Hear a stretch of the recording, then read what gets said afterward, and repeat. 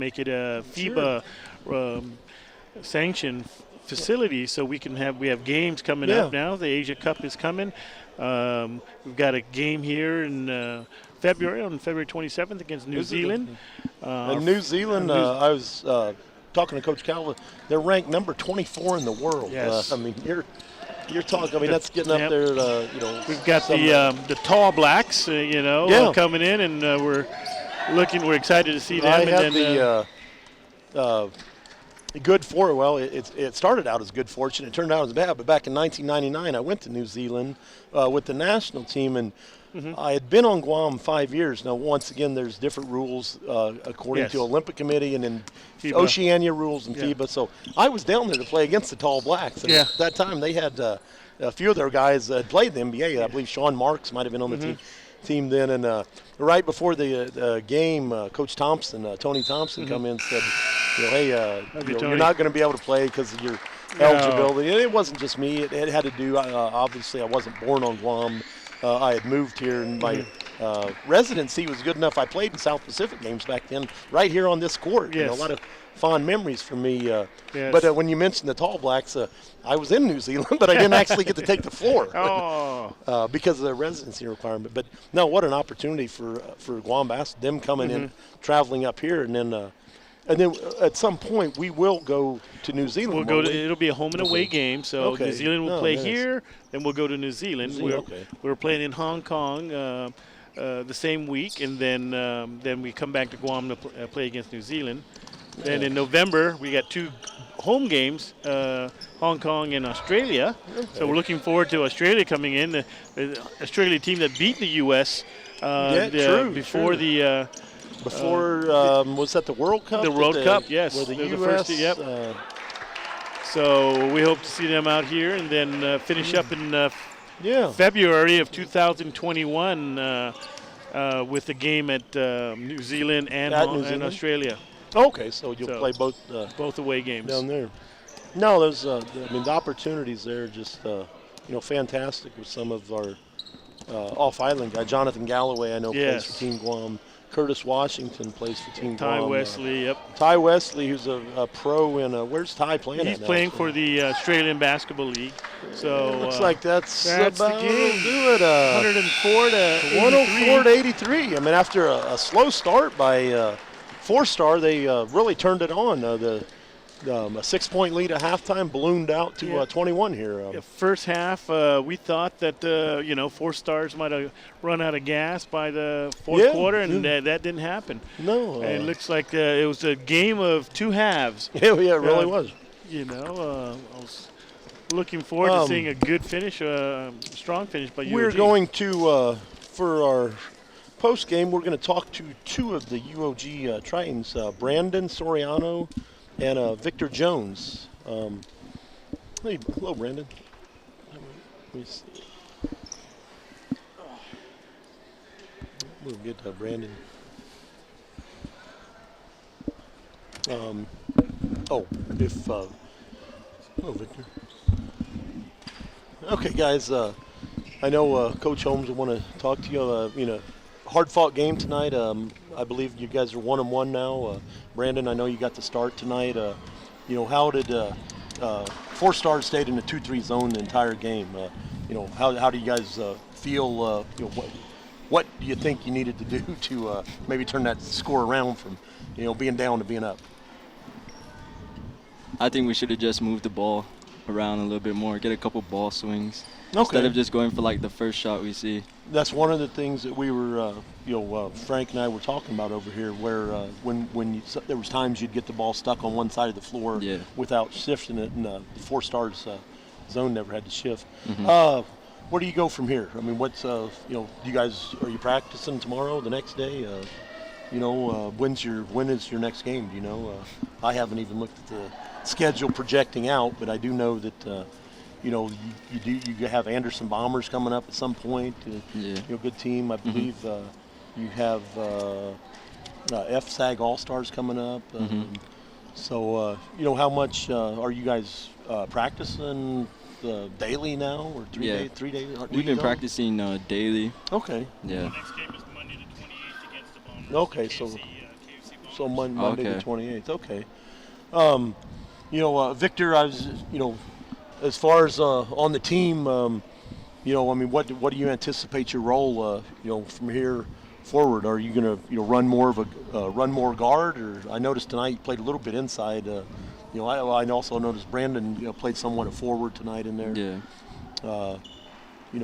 As far as your role on the team, what do you anticipate? How can you help the team get better?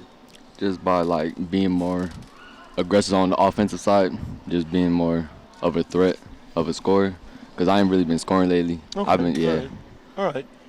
I've been having terrible games, so I know you guys had some trouble from the free throw line tonight. And some of that stuff I know is kind of contagious. When this is the second game I did the broadcast last week, and you guys shot almost 80% from the free throw line. Tonight was a little less. Did you get a feeling that the team was getting a little bit frustrated out there? Michael was a little frustrated with some calls, or what? Yeah. I feel like you can't just pinpoint it on one person, though. Sure. It's like a team effort. That's why. I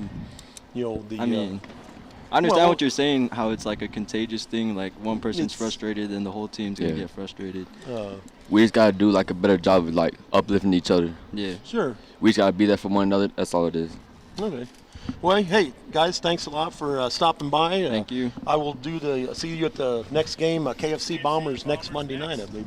All right. Sounds good. Okay.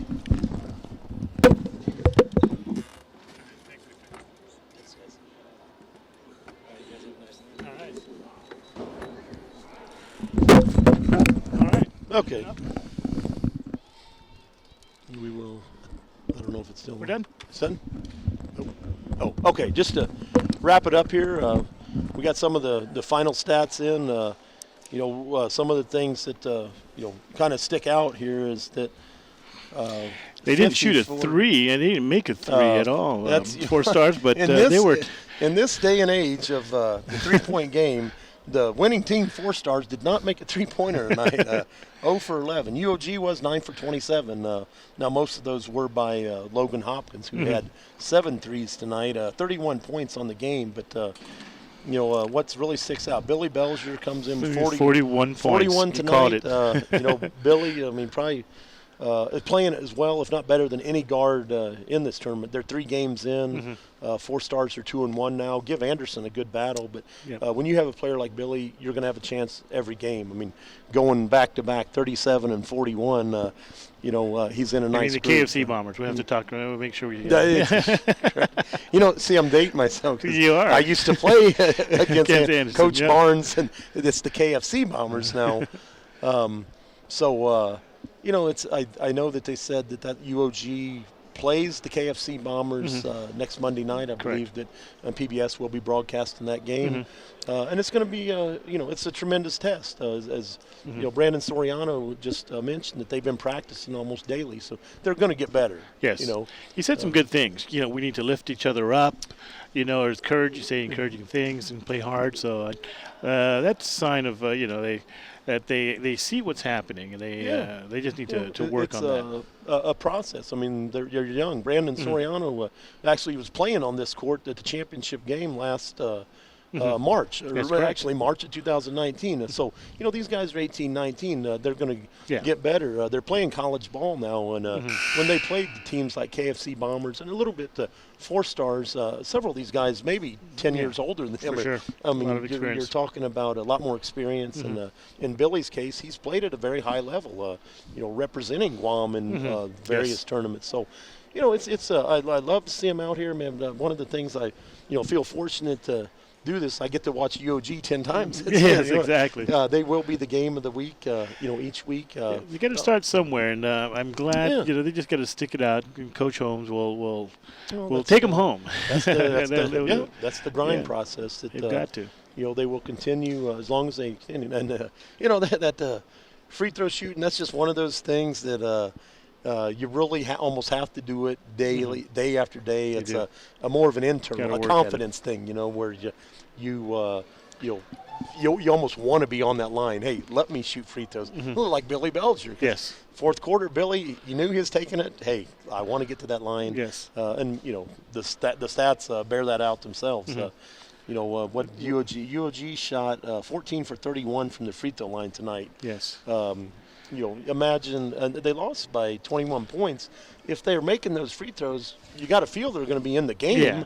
Let's say they shoot 75%. They're in the game then at the end. Correct. So there's room for improvement. But they're 1-1 on the season. With the playoffs coming up, the regular season, you're really just trying to peak at the right time. Yeah, they got one round still to complete, and then there's a second round. So, okay. Well, thank you for having me here, and good luck for the rest of the season. We'll look forward to the next week, Monday. Next Monday, yeah. Yep. Yeah. All right. Thank you, Fred. Thank you, Fred.